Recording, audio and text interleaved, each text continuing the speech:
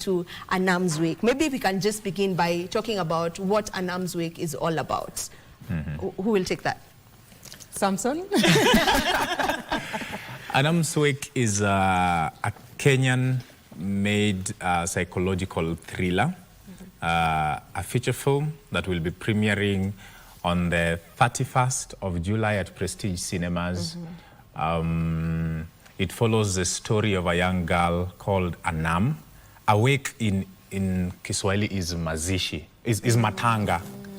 So that's what awake is. So it follows the story of Anam, a young college girl who is also working part-time alongside her family as a professional mourner, which has always looked like something that she probably didn't know much. So as she's on the journey of finding her identity, she is one night faced with this specific wake as a professional mourner, where she has to help her family go through the process of grieving, and she, in that process, meets her unresolved grief with the loss of her mother several years before that. Okay, okay. Yes. Brenda, who do you play in the film?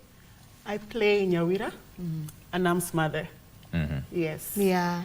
So Nyawira is from a background where we have a tradition of holding the wake, the mourning culture. Basically, it's an African story of how we mourn and how we captivate different ways of mourning and dealing with trauma, dealing with the memories of the lost ones. So Nyawira, yeah, she's the mom, and she brings a child to this life. Yeah. And unfortunately, because of family tradition, she has to introduce someone to the line as well.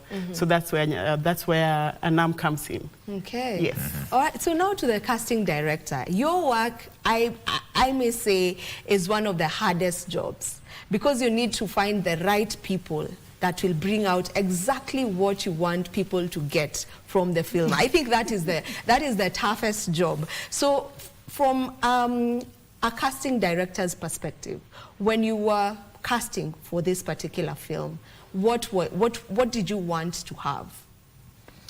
So yeah, my work for Anam's Week, that's our poster for Anam's Week. Yeah, for Anam's Week it was pretty much intentional. The director knew exactly what he wanted, so it was very objective. When you find a director who knows exactly what they want, and they have a clear story, they are seeing the cast in their mind, it becomes quite an intentional process. It was very intense, just given that Likarion had 21,000 drafts. 21,000. Yeah, and so by, like he had all these ideas of who he wanted and what he was seeing for the story. It goes even beyond the look. It goes into language, into the kind of tone and just matching, because this is a family story, so you have to match a family. And so he was so intentional about it, and that helped, because as opposed to being subjective while casting, we were very, very much objective with it. And so we have a beautiful cast. We have Samson, we have Brenda here, we have Marima, who is on the poster. She's our lead. Is that Anam? Yes, this is Anam. Yeah, this is Anam. So we have Marima, we have Gadoni Mutua, we have Peter Kawa, we have young upcoming Vanessa and Pras Jadi as well. We have Maureen. Ruth. We have Ruth Apondi, who is a legend. She was on Tausi back in the day on KBC. Yeah. Maureen. We also have Maureen Mudoni. Okay. Yeah, amongst others as well. A great supporting cast and background as well. Yeah. Amazing. Now, I know there are very many actors out here who keep saying they don't find jobs. They don't find these jobs, They really try, but they don't find these jobs. For you, as someone who's maybe been casted on this, and also I'm sure you've been casted on other shows, just what would you say maybe you think made you stand out for that role that you're playing? I think above all else, an actor needs to keep showing up. You show up every day. I think rejection, for lack of a better term, is a part of the process, because unlike other jobs who probably a doctor just needs to interview once to be at a hospital, an actor, you do one, it gets to an end, you have to interview for another one.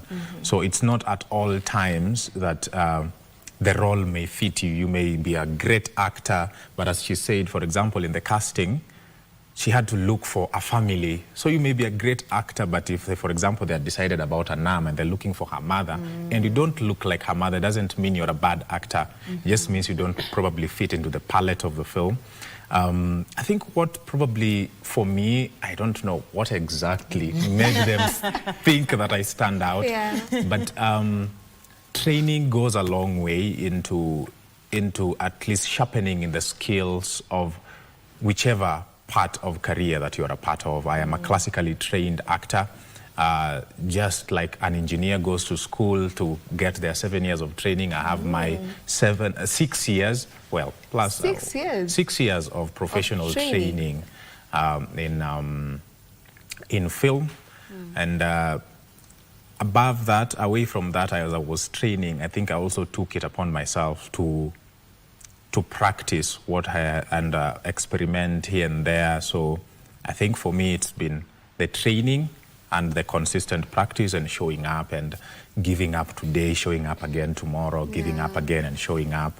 And I think it just gets better at the end of the day. So for anyone, I think, just keep going. It takes a couple of years. Most of the people who look like overnight successes are not overnight successes. There's someone you see, they're an overnight success after probably 10 years of work. I know. Yeah. Yeah. And I like that. For you, Brenda, I'm sure you are not a new face. You're a familiar face. You know, you have been part of a show that was popular and all of that. So, of course, people know you, right? Yeah. So, what would you say for you makes you stand out? And maybe what, for someone who's just starting up right now, what do you know now that you wish you knew while starting up that they would pick as a lesson? One thing I normally, okay, let me start from the audition when they say we need actors. I tend to look at the character, and I'm not a casting director, but you as a person, you'd also know your capability. What can I do? To what extreme or to what, you know? So before I go for any auditions, I ask myself, is this something I could wake up and do? Or do I need to be pushed to do it? How would I feel if I was this character? Would I feel compressed or, you know, easy to go with it? So with all the years I've been in the industry, I would advise not every character is yours. You need to understand what also works for you as an actor. Oh. Just like you said, even if you're a good actor, there are things, obviously, you can't, you know, no matter how hard you do, you can't be there. For example, this is just an example, don't take it badly. Yeah. I see an audition where they need slay queens. Okay. In real life, even if I try to hack it, I can't be a slay queen. So definitely, if I see that, I'll be like, my slay queen ain't any. Let me take a chill pill. But it's called acting. It's not you are acting it out. Yes. But also, remember, acting is being a character you are not. But are you as a person, before you create that character, how do you feel when you're in that character? Because you have to be comfortable to do that character before you do that character. So if you're not comfortable doing that character, it will be seen when you're acting that you're only doing it for the money and not really because you're comfortable doing it. Yes. Oh. That's the first time I've heard that. So I've never looked at it from that perspective. For me, and I'm speaking from someone who's looking at it from the outside, you know, I think when you're called for a role, it doesn't matter if you can fit it in terms of your personality or whatever. But I was thinking, since it's acting, I can just try and be that person. And I think also, again, on the other hand, I think those who will be able to come and watch the film will attest that you'll be watching people doing things they've not done before, the actors. I think for me, for example, I think on the film, I am doing something I've never done before. It's a character that does not exist in any reality that someone has been able to witness. It's not something that I would say that this is something that I have done before or something anyone I know has been before. It's an imagination of a world that unless you just experience during the... So I think also as much as there's a diagnosis of these are my limits of what I could do, it also goes a great way to say, mi nimechoka kuonwa hivi. This is what I want to do. Sindio? Okay. Yeah, so there's different perspectives to that, and it depends with the individual. For you, you feel you have to do something that you can see yourself doing it. For him, as he's saying, it can be anything. So it depends. All right, we'll get back to the conversation. I want us to get to watch a bit of the trailer so that we get to understand what exactly we are looking at. So if you can have the trailer up.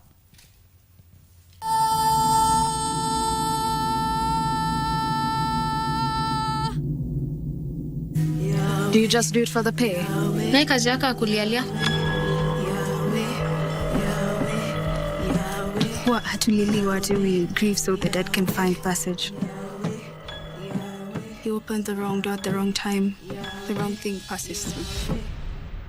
Uko sure atakuja? Death always arrives. When he arrives, ibiromieka. Timbondo. Kikilur. Kikirenge. Usiogope. You know you might not be ready to meet him, but I promise you, yuko tayari kupatana. Right, and that is a bit of a trailer, and that's the trailer for Anam's Wake. It's good that you came with your poster. Yes. We want them to look at it and see it and just have it here. So one of the themes, and I think this is the biggest theme that is coming out of this, is on grief. Yes. So if you can just speak a bit about it. And this is something that mainly we don't get to talk about as much because everyone grieves differently and all of that. So from the film, what are we getting from, or what are we getting as a topic from grief?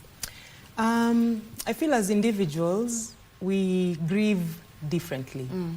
So this film, even from the director's standpoint, he's expressing his grief in a way, and even on the film itself, the way the actors portray and carry the story of grief is very special. Of course, they've built a world around it, and so as anyone and everyone who has had loss and has had to go through some sort of grief, you will find yourself asking yourself so many questions. And again, it cuts through traditions and practices, especially as Africans and in a society where we have so much in terms of tradition and how we negotiate with death, because this is, a story where, there's a negotiation of sorts with the living and the world of death and transition, And so that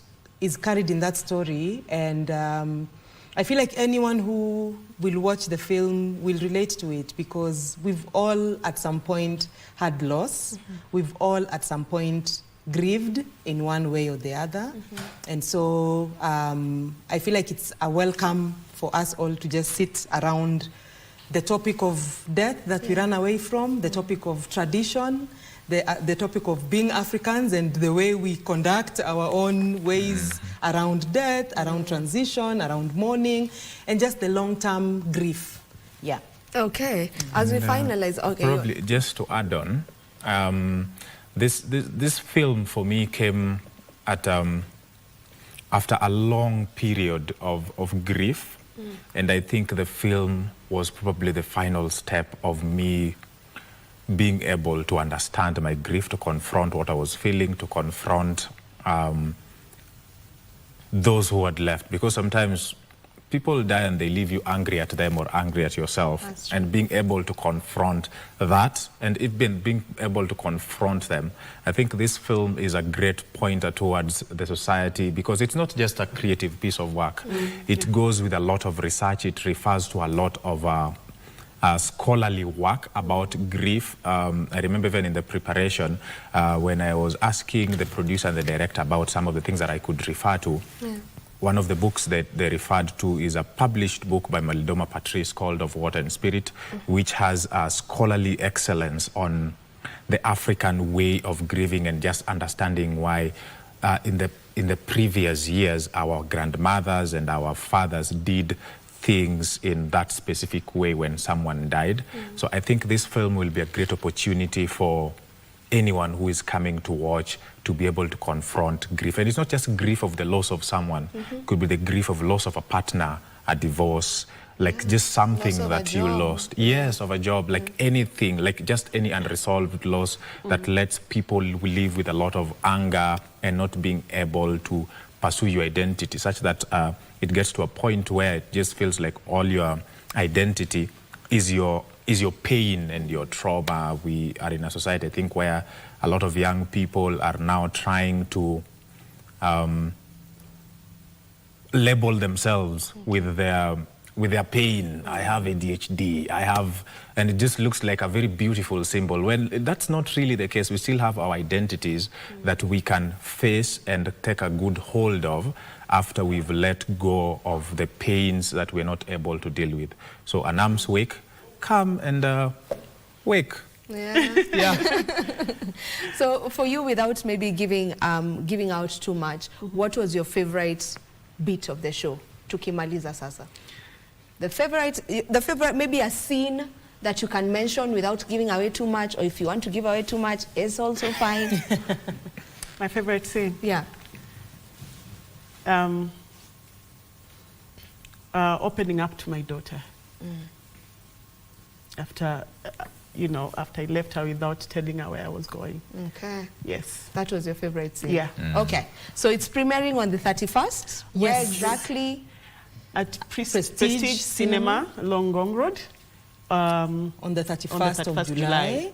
The tickets are now regular 2,500. Yeah. They can be bought on new.mook.com.